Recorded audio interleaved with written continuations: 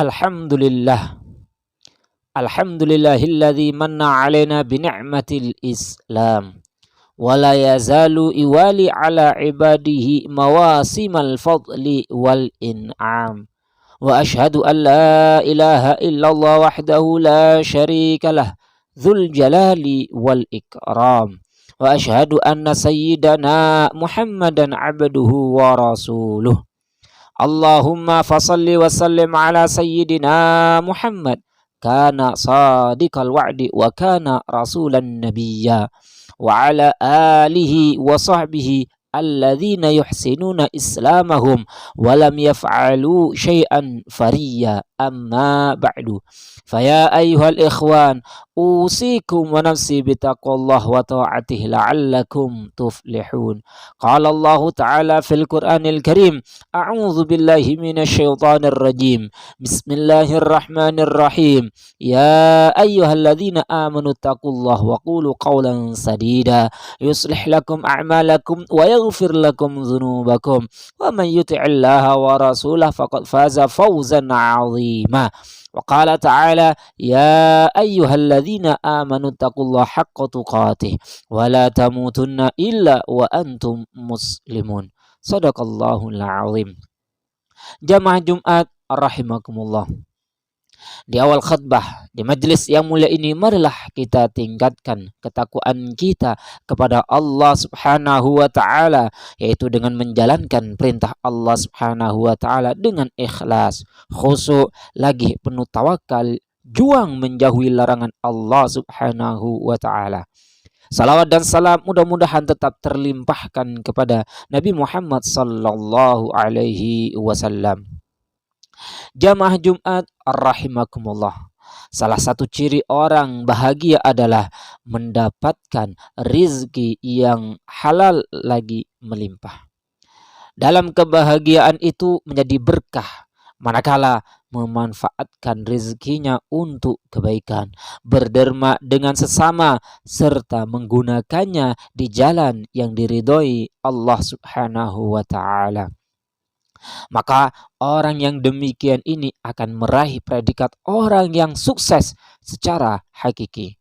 Namun demikian, bahwa semua itu harus melalui ikhtiar yang maksimal, disertai doa dan dilandasi dengan tawakal. Ma'asyiral muslimin rahimakumullah. Allah adalah zat maha pemberi rizki, dan rizki kita telah dijamin dan ditentukan Allah Subhanahu wa ta'ala. Sebagaimana firman-Nya, wa ma min dabbatin fil ardi illa 'alallahi rizquha. Artinya, dan tidak ada suatu binatang melata pun di bumi melainkan Allah lah yang memberi rizkinya.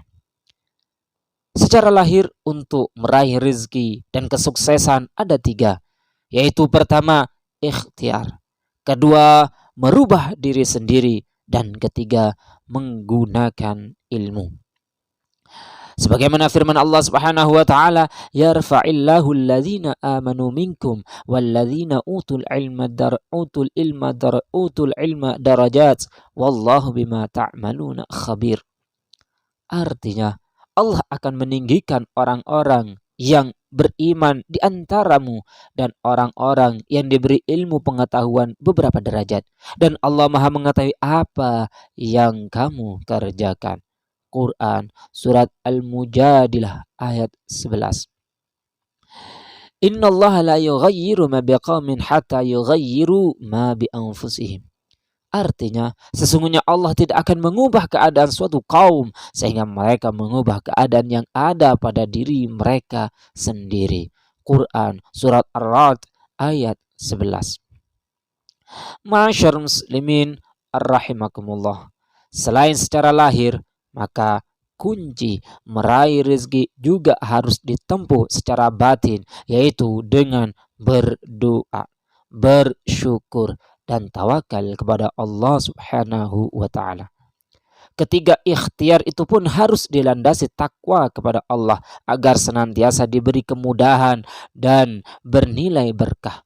Sebagaimana firman Allah Subhanahu wa taala, "Wa may yattaqillaha yaj'al lahu makhraja wa yarzuqhu min haitsu la yahtasib, wa may yatawakkal 'ala Allah fa huwa hasbuh, innallaha balighu amrih, qad ja'alallahu likulli syai'in qadra." Artinya, barang siapa bertakwa kepada Allah Subhanahu wa taala, niscaya dia akan membukakan jalan keluar baginya dan dia memberinya rizki dari arah yang tidak dia sangka-sangkanya. Dan barang siapa bertawakal kepada Allah, niscaya Allah akan mencukupkan keperluannya. Sesungguhnya Allah melaksanakan urusannya. Sungguh Allah telah mengadakan ketentuan bagi setiap sesuatu. Quran Surat At-Talaq ayat 2 hingga 3. Ma'asyiral muslimin arrahimakumullah. Dalam kitab Ta'lim Muta'allim karya Az-Zarnuji memberikan tips 4 perkara memperlancar rizki, yaitu pertama, istiqamah, melakukan sholat tahajud. Salat yang paling utama setelah salat fardu adalah salat tahajud. Allah janji akan mengangkat derajat ke tempat yang terpuji bagi yang melakukannya secara istiqamah. Allah Subhanahu wa taala berfirman, "Wa minal laili fatahajjat bihi nafilatan lak, asa ayyab'atsa rabbuka maqaman mahmuda."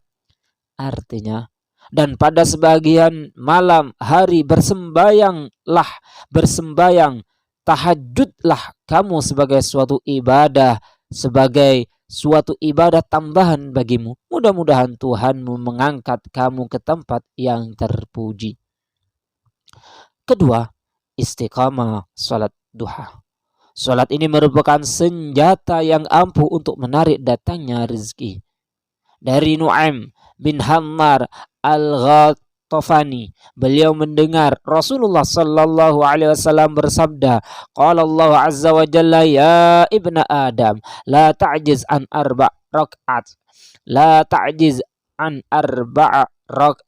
arba'i rakaat min awalin nahar akfika akhirah. Artinya, Allah Ta'ala berfirman, wahai anak Adam, janganlah engkau tinggalkan 4 rakaat salat di awal siang atau di waktu duha, maka itu akan mencukupimu di akhir siang. Hadis riwayat Ahmad. Selain itu, salat duha juga dapat dijadikan pengganti amalan soleh yang lain. Sebagaimana sabda Rasulullah sallallahu alaihi wasallam, di dalam tubuh manusia terdapat 360 sendi yang seluruhnya harus dikeluarkan sedekahnya. Mereka, para sahabat bertanya, siapakah yang mampu melakukan itu wahai Nabiullah? Beliau sallallahu alaihi wasallam menjawab, engkau membersihkan dahak yang ada di dalam masjid adalah sedekah. Engkau menyingkirkan sesuatu yang mengganggu dari jalan adalah sedekah. Maka jika engkau tidak menemukannya sedekah sebanyak itu, maka 2 rakaat duha sudah mencukupimu. Hadis riwayat Abu Dawud. Ketiga, mengistiqomahkan membaca surat Al-Waqiah. Amalan ini dapat menjadi jalan untuk memperlancar rezeki. Salah satu keutamaan surat Al-Waqiah yang kita ketahui dari hadis yang diriwayatkan Abdullah bin Mas'ud yang dibacakan di depan Utsman bin Affan. Man qara surat Al-Waqiah kulla lailah lam tusibhu faqatun abadan. Artinya, barang siapa membaca surat Al-Waqiah setiap malam, dia tidak akan menderita kemiskinan selama-lamanya. Hadis riwayat Abu Ya'la dan Ibnu Asakir. Keempat, menghindari tidur sehabis subuh. Waktu pagi merupakan waktu turunnya rezeki dan keberkahan dari Allah Subhanahu wa taala.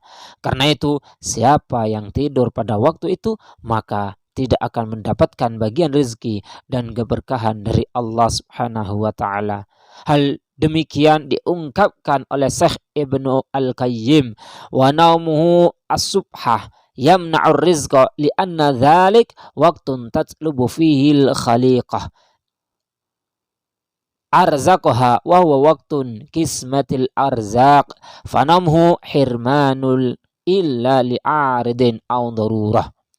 Artinya, tidur setelah subuh dapat menghalangi rezeki. Karena waktu subuh adalah waktu makhluk mencari rezeki mereka dan waktu dibagikannya rezeki. Tidur setelah subuh suatu hal yang dilarang atau makruh kecuali ada penyebab atau keperluan. Jamaah Jumat rahimakumullah. Demikianlah khutbah ini. Mudah-mudahan khutbah ini dapat kita hikmati bersama dan semoga kita tercatat sebagai insan yang senantiasa diberikan keluasan rezeki yang halal lagi luas. Amin amin ya rabbal alamin. Barakallahu li wa lakum fil Qur'anil azim wa nafa'ani wa iyyakum bima fihi minal ayati wa dzikril hakim wa taqabbalallahu minna wa minkum tilawatah innahu was-sami'un alim wa aqulu qawli hadza fa astaghfirullahal azim innahu huwal ghafurur rahim.